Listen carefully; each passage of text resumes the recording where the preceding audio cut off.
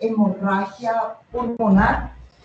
Esta hemorragia pulmonar, bueno, así como dice la diapositiva, es similar a la neumonía o al edema pulmonar. Entonces, acuérdense que las otras patologías que vimos, exceptuando el enfisema, todas aumentan la radiopacidad. Entonces, como ven aquí en la diapositiva, aquí hay una radiopacidad en el lóbulo superior derecho. Esta radiopacidad, yo no puedo con solamente en la radiografía decir de qué se trata. Tiene que haber un contexto clínico y dentro de ese contexto clínico yo lo que hago es interpretar la radiografía. Puede ser una neumonía, si el paciente tiene fiebre, tiene leucocitosis, está en las edades extremas o tiene el sistema inmune comprometido, puede ser una neumonía. Muy raro, y acuérdense que vimos nosotros al principio el edema pulmonar, que puede ser unilateral. Entonces, para atípico unilateral, pero generalmente puede ser lobar, miliar, o puede ser en el lóbulo inferior. O sea, que esta radiopacidad, pues unilateral, de mejor presentación en el lóbulo inferior, podría ser un edema pulmonar atípico. Un edema pulmonar atípico. Pero como no está en el lóbulo inferior, está en el superior, pues estas radiopacidades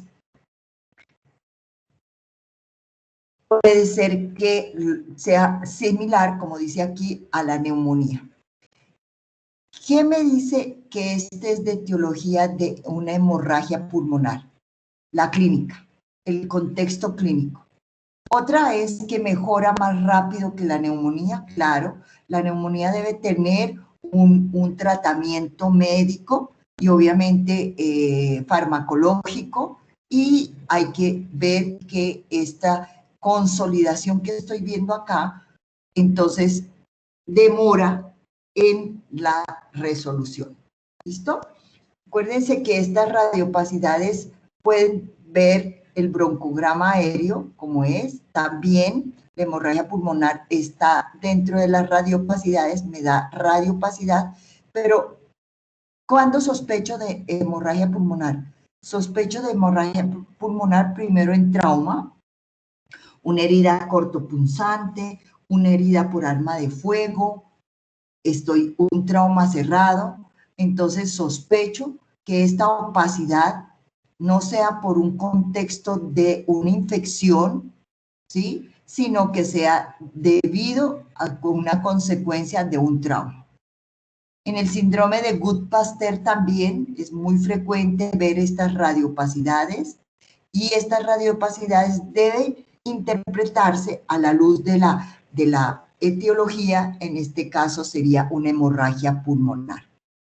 En alteraciones hemorrágicas, sí, pacientes que tienen deficiencia de factores que no me coagulan bien la sangre, puede que vea a este paciente, le tome una radiografía y vea esta radiopacidad, se trate de una hemorragia pulmonar.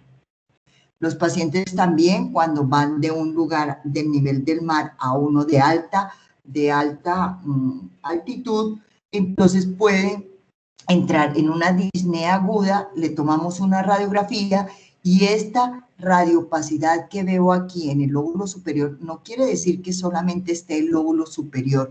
En este caso es porque tengo esa radiografía, pero si veo una radiopacidad, una consolidación con broncograma aéreo unilateral, podría ser una hemorragia, una hemorragia pulmonar debido a la altura. Y esta es la única patología cardíaca que me puede dar una hemorragia pulmonar, que es la estenosis mitral. Entonces, quiero que queden en la cabeza de ustedes, de todos nosotros, es que las radioopacidades vistas en una radiografía debe interpretarse conforme el síndrome clínico.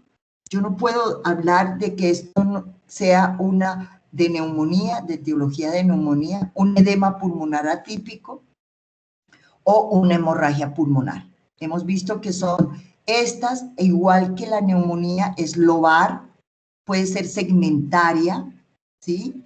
Atelectasia no sería, bueno, una cosa que también la hemorragia pulmonar hace es que no pierde volumen.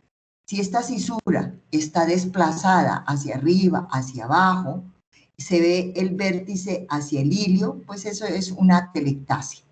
Pero si no hay pérdida de volumen, pues puede ser una hemorragia pulmonar, puede ser una neumonía o puede ser un edema pulmonar. Entonces, esto se interpreta, estas radiocapacidades, de acuerdo a la etiología y lo que está presentando el paciente.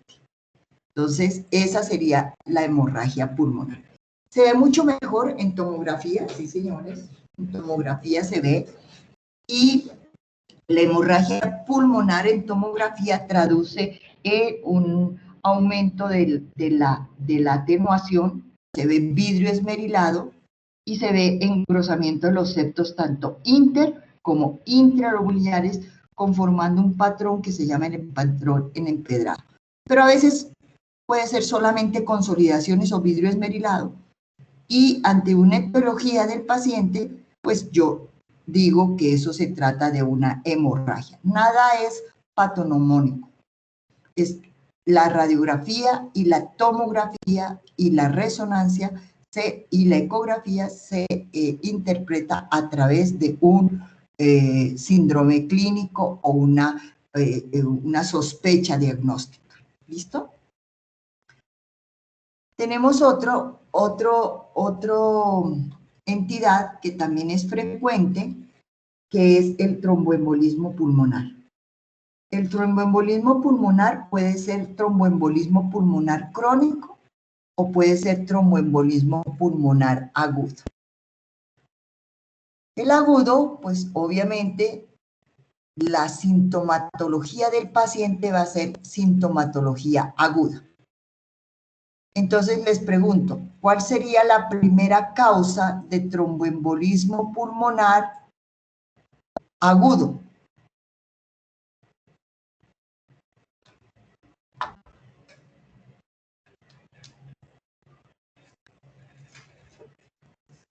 Trombosis venosa profunda.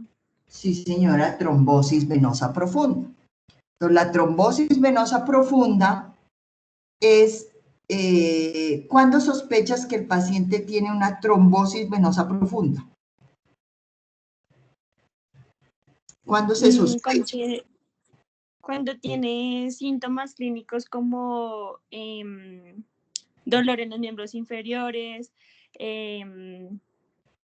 cuando tiene claudicación, cuando... no recuerdo más. Bueno, la claudicación es más arterial, mi amor. La claudicación es que el paciente camina un poquito, le duele y tiene que descansar, reposar y vuelve a caminar.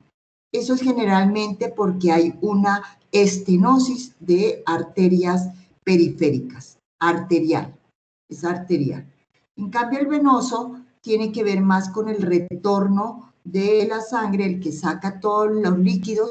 Entonces el paciente tendrá un dolor, sí, agudo, generalmente en la pantorrilla, en la pierna, ¿sí? A veces lo describen como si fuese, como que le tiraran a una piedra, y ese es un dolor agudo, urente.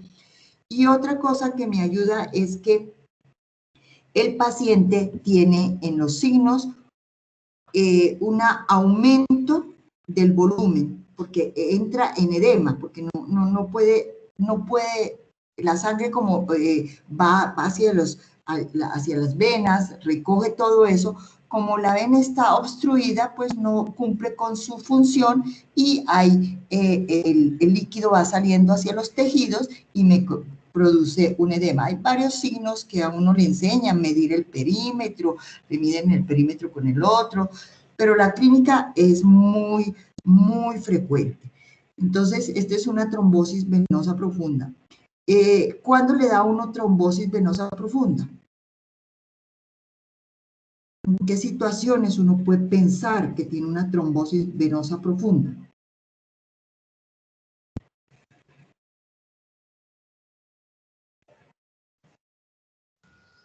Después de una cirugía Bueno, ¿qué tipo de cirugía?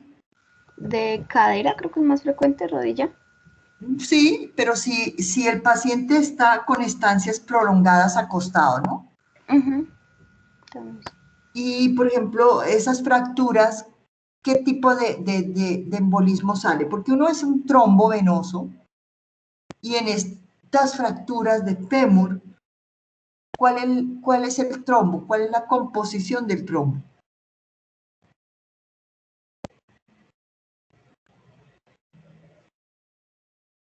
¿Hemorrágico?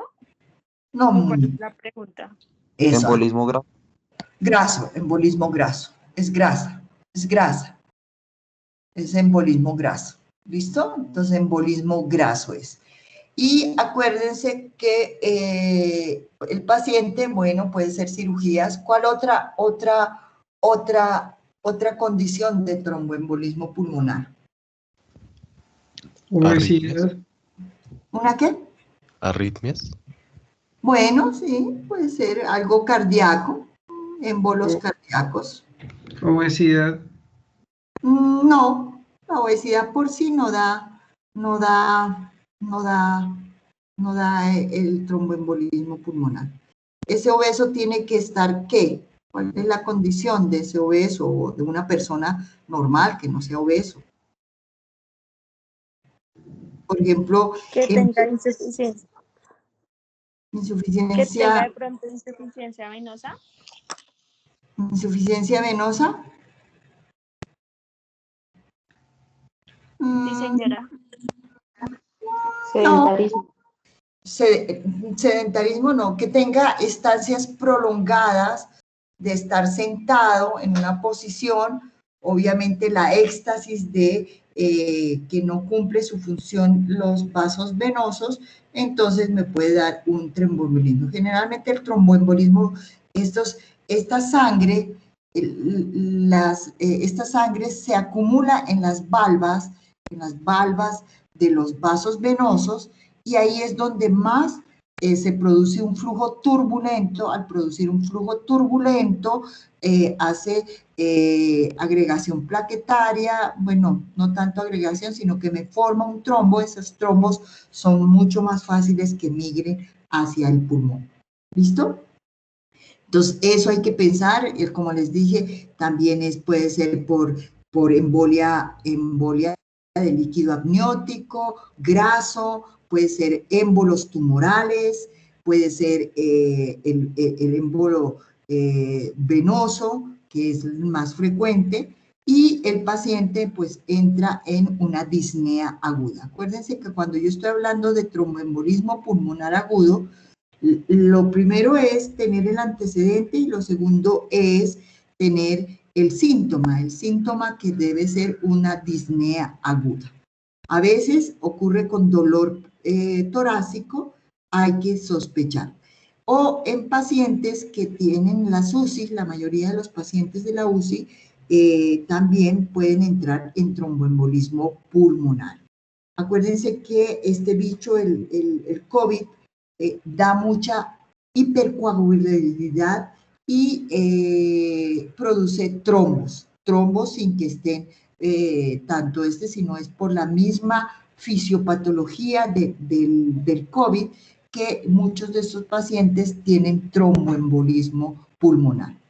Puede ser un tromboembolismo pulmonar masivo que ocupe la mayoría de las ramas segmentarias de las arterias pulmonares. Puede ser un tromboembolismo solamente unilateral que ocupe la luz de un vaso grande, por ejemplo, el tronco de la rama derecha, la rama derecha de la arteria pulmonar puede estar comprometida. Las segmentarias y subsegmentarias, las ramas subsegmentarias es muy difícil. En una radiografía, estos signos de tromboembolismo pulmonar, como es agudo, como no, la mayoría, como dice aquí, la mayoría de la radiografía es normal. Yo puedo tener un paciente con esa sospecha que paraclínico de laboratorio me indica posiblemente que ese paciente pueda tener un tromboembolismo pulmonar.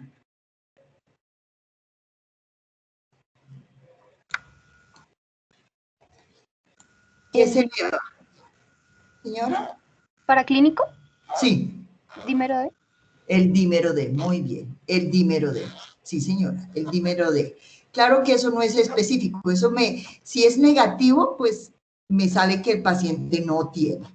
Si es positivo, muchas cosas aumentan el dímero D, una de ellas es el tromboembolismo pulmonar. Entonces, pero la radiografía me puede salir anormal. En cambio, en la tomografía lo que yo veo son defectos de llenamiento. Puede ser un defecto de llenamiento de la arteria interlobar, porque generalmente afecta los segmentos inferiores. Entonces, yo debo empezar a mirar los segmentos inferiores, estoy hablando de tomografía. Entonces, puede haber un defecto de la arteria, puede haber un trombo. Esto se toma con contraste. Sin contraste no sirve. Si ustedes sospechan de un tromboembolismo pulmonar y la radiografía les sale normal, el siguiente paso es que ustedes soliciten una tomografía con contraste, protocolo TEP. Cuando dice protocolo TEP, el tecnólogo lo que hace es ponerle medio de contraste. Ese medio de contraste está en la fase arterial, pero de la arteria pulmonar. Diferente es cuando yo quiero ver patología de la aorta, entonces pongo en fase aórtica, en fase de la arteria aorta.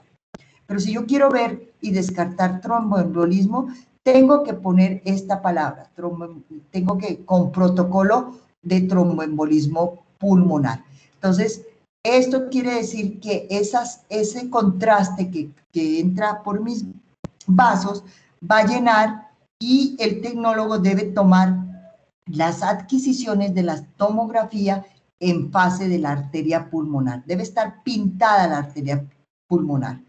Y cuando ya tiene contraste en la arteria pulmonar, entonces yo lo que voy a ver en TAC es defectos de llenamiento. Estos defectos de llenamiento se ven hipodensos y voy a ver hiperdenso a su alrededor. Entonces ahí digo que este paciente tiene un tromboembolismo pulmonar positivo. ¿Listo? Entonces eso es oclusión de los vasos pulmonares, no arterial, pulmonares. ¿Listo? Entonces puede tener los grandes vasos, sus ramas segmentarias, y las ramas subsegmentarias es muy difícil hasta en TAC de observarlas. Pero se supone que si el contraste entra y la arteria está permeable, entonces debe llenar hasta la periferia, por lo menos 1 centímetro antes de la periferia. Estoy hablando de TAC, porque la radiografía sale normal. Este signo de Westermarck creo que es uno de los que me podría ayudar, pero eso sí, tengo que ser muy juicioso de mirar de un lado para otro y tener en la mente que es una radiografía normal, porque si yo no tengo en mi mente una radiografía normal, entonces eso hace que yo no vea cambios sutiles. Por ejemplo, yo tengo aquí esta trama vascular aquí, y a este lado no veo, siempre y cuando esta radiografía tenga una buena calidad para ser interpretada. Entonces yo no veo, y acuérdense que cualquier disminución de la vascularización de cualquier segmento, sobre todo muy central, no tan periférico, ante la sospecha de un paciente que tiene un tromboembolismo pulmonar, es algo significativo y lo interpreto como un signo de Westermarck. Y me puede ayudar a decir, a confirmar y decir, sí, este paciente tiene. Lo segundo es documentar mejor y tomar una tomografía de tórax contrastado protocolo T. Esta joroba de Hampton es la opacidad que veíamos aquí. Esto es muy poco diciente, tiene que ser algunas condiciones, casi nunca se ve, pero si lo ve ante la sospecha, porque si lo ven el signo solo y el paciente no tiene nada, pues no se puede interpretar. Ante la sospecha clínica, pues yo digo, paciente puede tener un tromboembolismo pulmonar. La prominencia de la arteria pulmonar creo que también es importante. Acuérdense que hemos visto que la prominencia de la arteria pulmonar también se da en casos de hipertensión pulmonar. Entonces, esa hipertensión, perdónenme un momentico.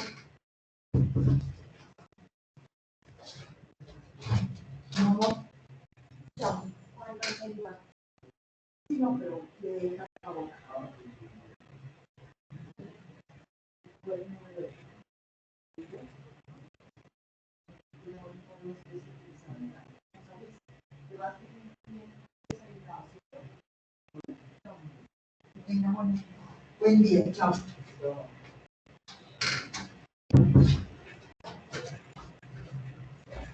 Esa prominencia de la arteria pulmonar puede significar dos cosas. Uno, signos de hipertensión pulmonar. Claro, esto, el tromboembolismo pulmonar crónico puede entrar en hipertensión pulmonar. Es uno de los signos. En un agudo es muy difícil, pero puedo ver la arteria pulmonar grande. Sí, ¿por qué la puedo ver grande? Porque como la arteria está tapada, ocupada por un trombo, ese trombo hace que la sangre no circule. Estoy hablando de arteria pulmonar, no circule. ¿Y qué pasa? Retrógradamente se va acumulando y obviamente como esto se va agrandando, por eso puedo ver prominencias de las arterias pulmonares, ¿sí? Entonces, acuérdense que yo les dije que esta, por ejemplo, 16 y 18, obviamente si tiene signos de hipertensión pulmonar, no tiene tromboembolismo pulmonar, pues puedo interpretar de que puede tratarse de una insuficiencia cardíaca como lo que vimos, un edema pulmonar.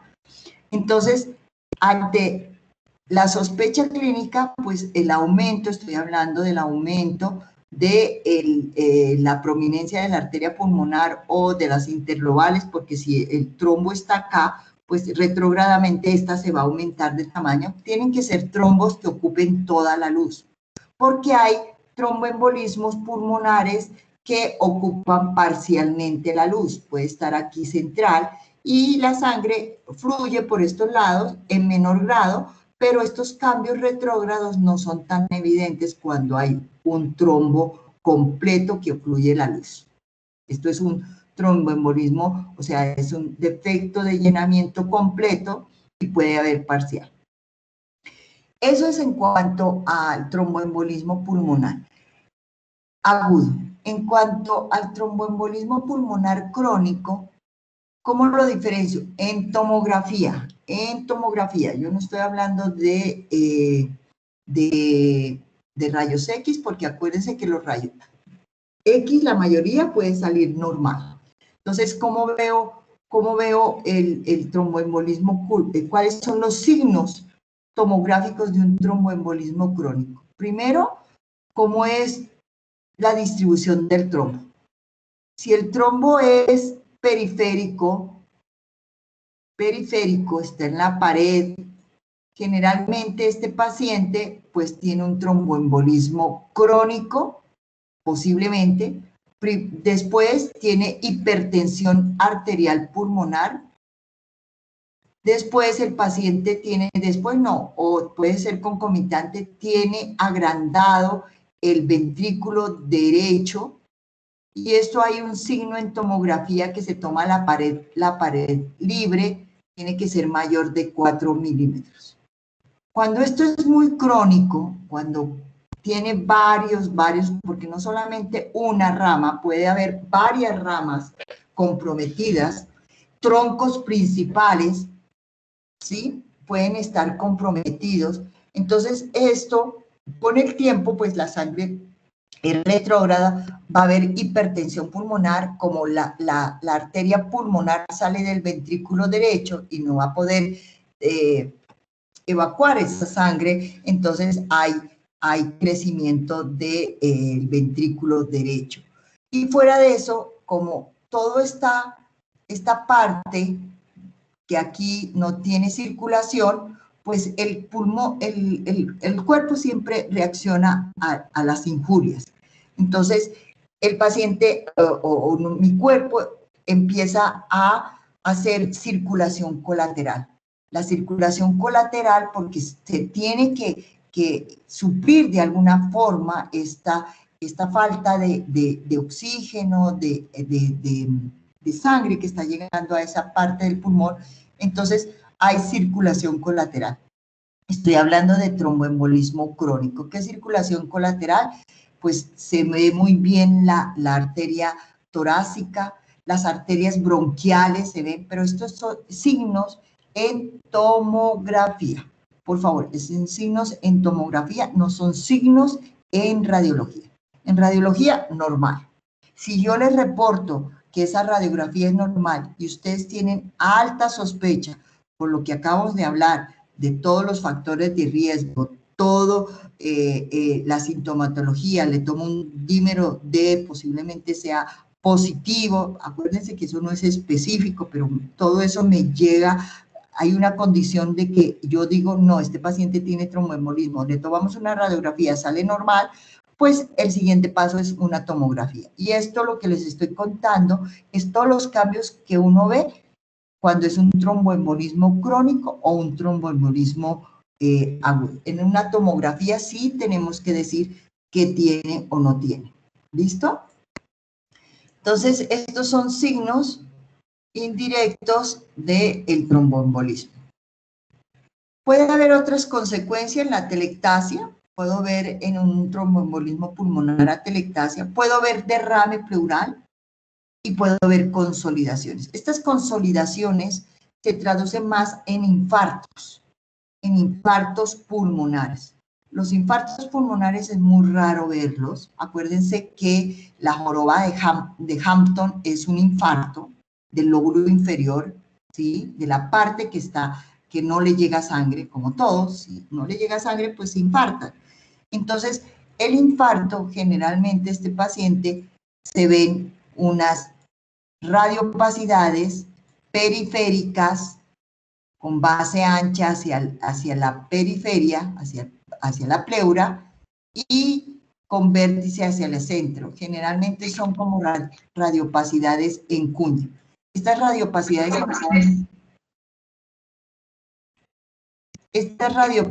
en cuña, pues me hacen sospechar de que ante una clínica de tromboembolismo pulmonar se trate de un tromboembolismo pulmonar. ¿Listo? Bueno. Otra entidad que es muy frecuente encontrar es el derrame pleural. El derrame pleural es un signo radiológico. Pero con ese signo y todo lo que yo como clínico sé, entonces puedo decir de qué etiología es. No es que el derrame me dé la etiología. El derrame es inespecífico. Miren todas las entidades y eso que me quedé corta acá. La primera es la insuficiencia cardíaca. Acuérdense que la insuficiencia cardíaca, ¿sí? De origen cardíaco, perdónenme que diga, porque pues hay de origen no cardíaco. Entonces, en la insuficiencia, la mayoría es bilateral. Muy poco hay unilateral. Entonces, el derrame es bilateral. En infección, sí, en infección, por ejemplo, puede ser en infección bacteriana, Depende del germen si es estreptococo o estafilococo, me da derrame pleural unilateral, ¿sí? Pero si es viral, posiblemente el derrame sea bilateral. ¿Listo? Pero es una consecuencia de la injuria del pulmón, de la pleura. La pleura, acuérdense que la pleura debe tener un poco de líquido muy escaso. Entonces, en infecciones, en neoplasias grandes, en enfermedades autoinmunes, un tratado de enfermedades autoinmunes, en insuficiencia renal, aquí me faltó en insuficiencia hepática, ¿sí? Entran en un derrame pleural. También puede ser el tromboembolismo pulmonar, vimos que también puede dar un derrame pleural. Entonces es un signo. Cuando yo veo, tengo que saber si está en bipedestación, o sea que el paciente puede ser AP o PA, pero que esté en bipedestación. Generalmente va a haber obliteración de los ángulos. ¿Qué ángulos va a haber? Ay, no sale eso.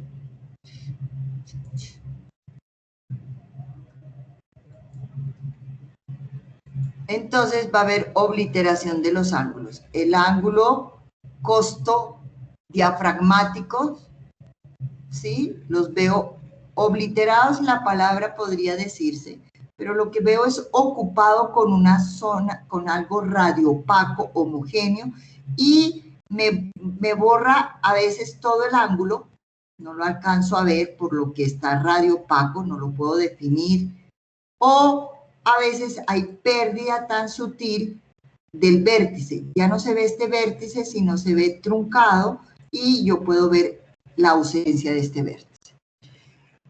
Eso es en la parte de APO lateral. ¿Listo? Y cuando veo esto, pues ya el paciente tiene 200 mililitros, más o menos.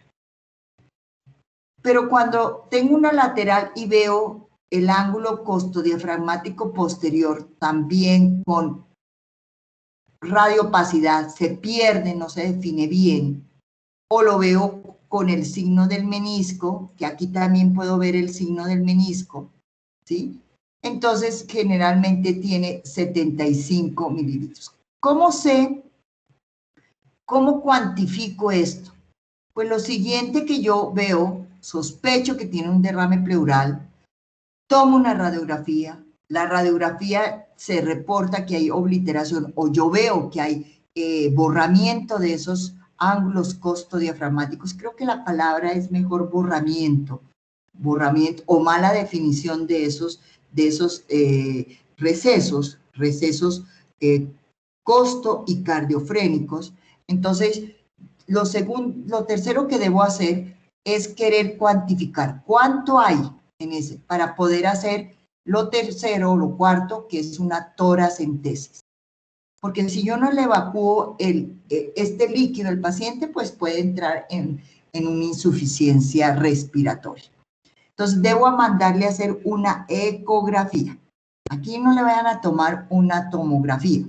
Aquí lo que deben hacer ustedes es mandar una ecografía de tórax. Y en esa ecografía de tórax, uno como radiólogo mide la distancia entre la pleura parietal y la pleura visceral, y de acuerdo en niños mayor de 10 centímetros es mandatorio hacer una toracentesis. En adultos, pues tiene que ser grande, que por lo menos deben tener por lo menos 1500 cc cuando una distancia interpleural es de 80, 60. Entonces hay mucho líquido y es mandatorio hacer una toracentesis. ¿Listo? Entonces eso me ayuda para el siguiente examen que debo solicitar, no se les olvide. ¿Listo? Pero si es poquito y el paciente tolera bien y no está comprometido, pues yo sé que posiblemente debo tener más o menos, son estimativos, 75 cuando veo obliteración del ángulo costodiafragmático posterior y 200 cuando veo los ángulos costo o cardiofrénicos con borramiento.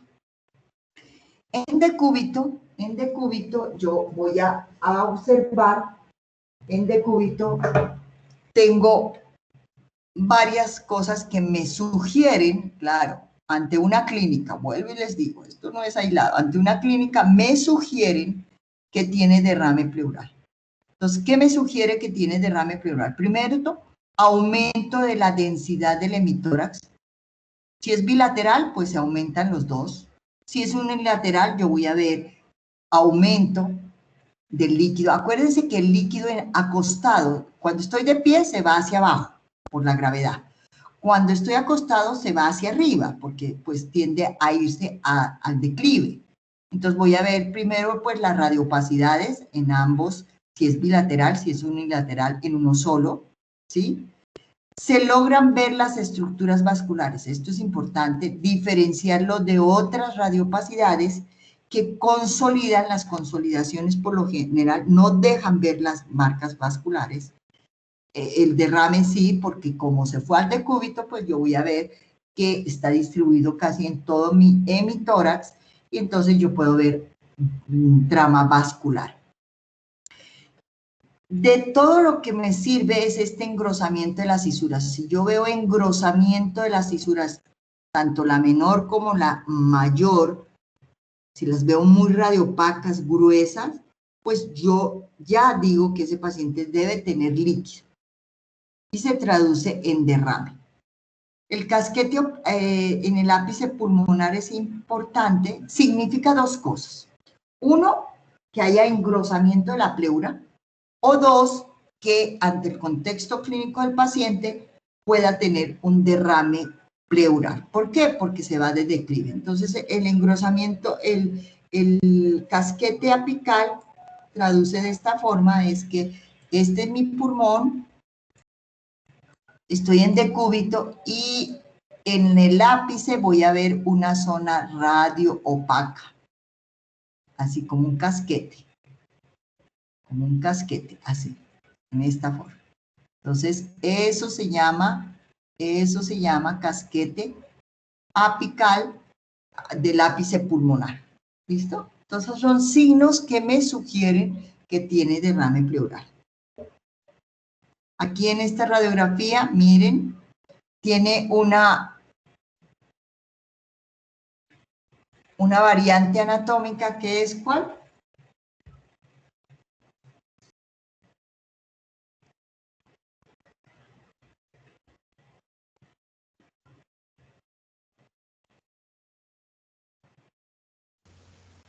No, que son las fisuras accesorias del ácido. Sí, es la cisura accesoria del ácido. Sí, señor. Entonces, la cisura accesoria del ácido. ¿Listo?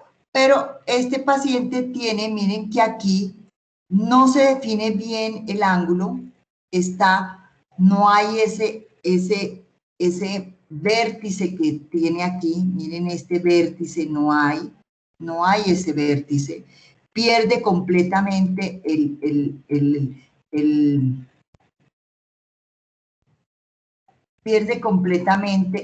me estoy devolviendo.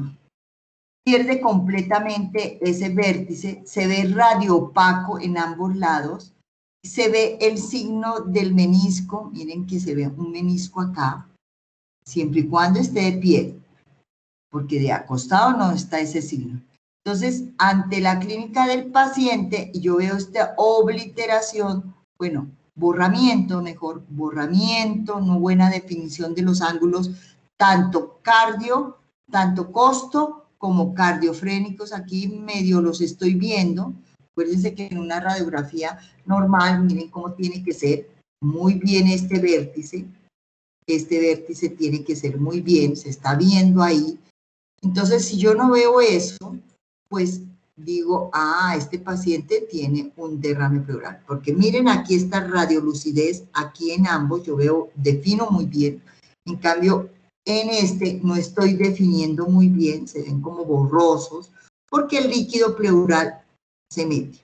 Acuérdense, cuando vimos el signo de la silueta, también hay radiopacidad a este nivel y me hace el signo silueta con el borde cardiomediastínico derecho. Entonces, esto es un derrame pleural. ¿Cuál es la etiología? puede ser el corazón, ¿sí? Una hipertensión, está bilateral, puede ser insuficiencia cardíaca. Si yo le veo aquí una radioopacidad y le veo un derrame, pues puede ser una neumonía, ¿sí?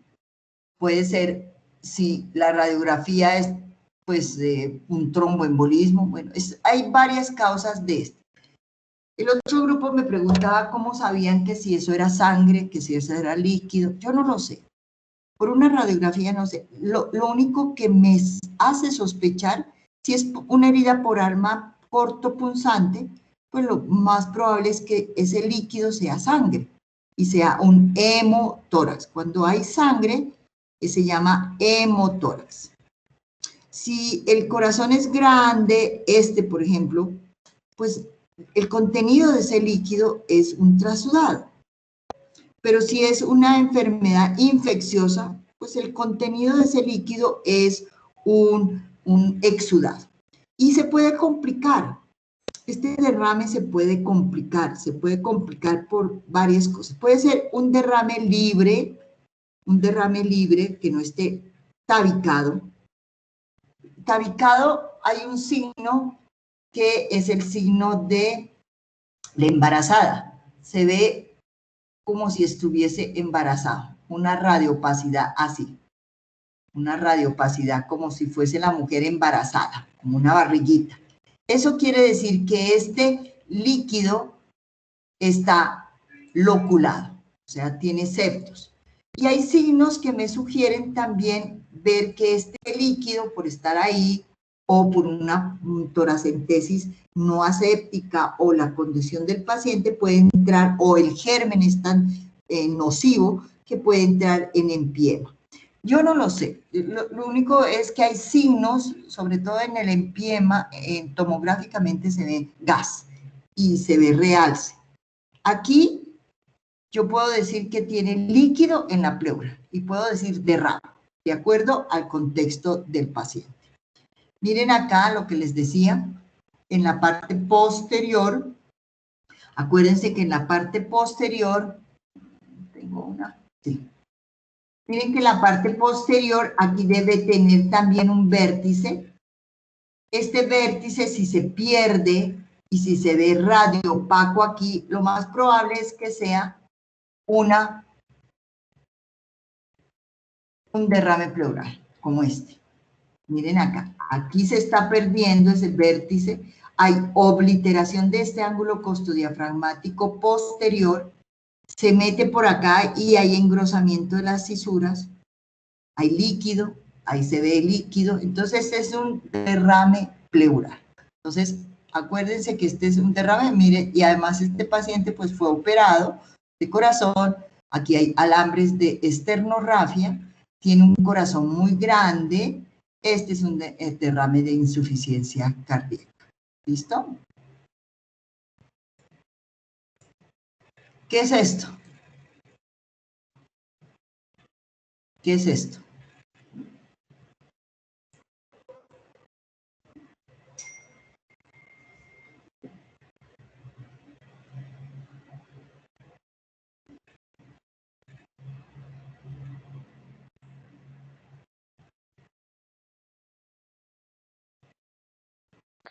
La aorta descendiendo. ¿No?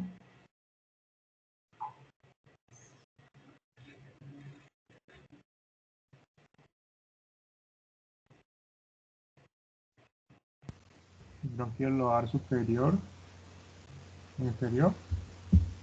¿Qué cosa? Bronquios puente superior e inferior. ¿Inferior? ¿Para dónde voy? ¿Para arriba o para abajo? Superior e inferior.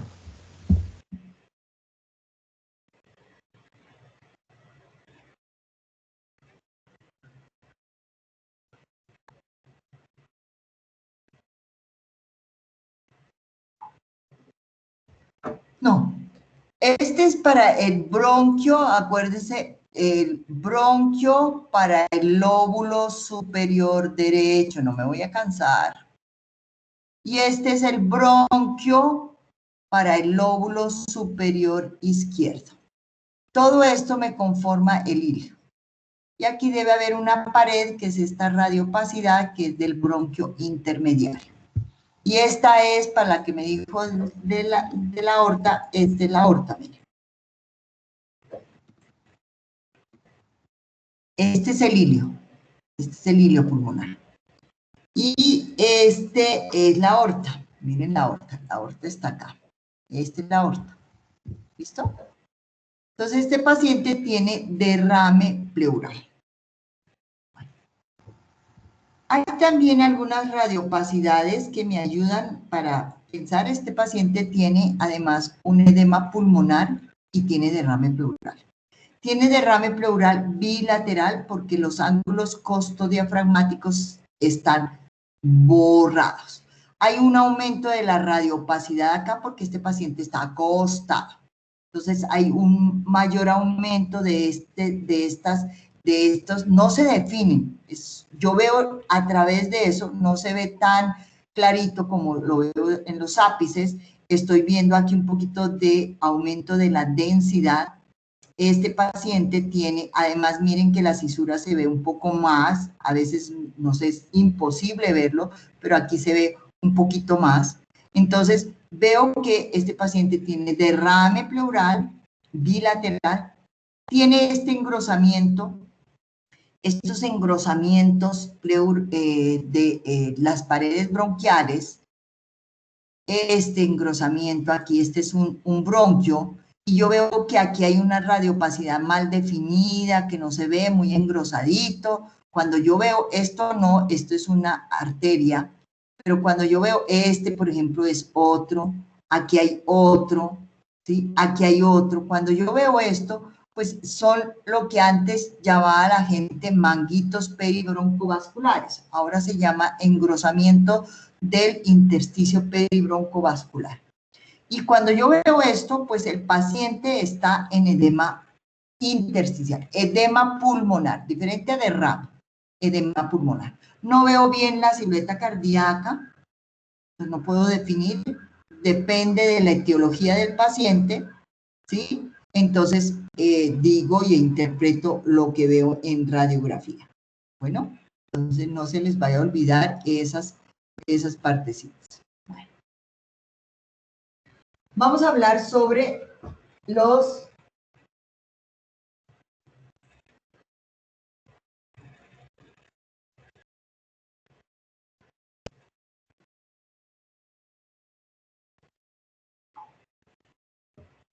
tengo esto que se llama neumotórax. Este neumotórax vamos a hablar de algunas patologías que aumentan un poquito la radiolucidez. Un poco no, aumentan la radiolucidez. Entonces, perdónenme un momentico.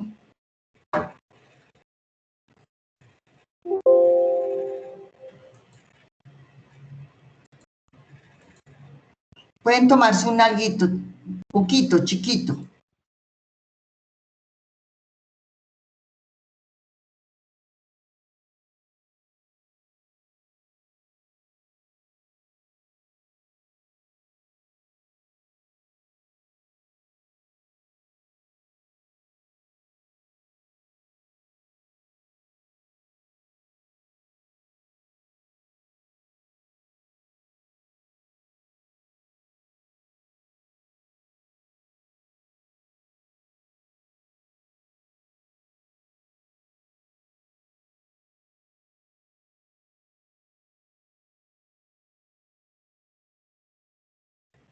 Entonces, vamos a entrar a esta patología que se llama neumotórax.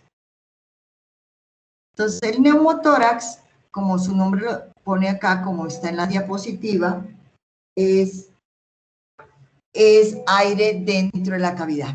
¿Me pueden ayudar a si quieren un momentico, paren la grabación, cariños, y vemos una tomografía que toca leerla urgente, la vemos entre todos. Se las voy a proyectar. Denme un tris.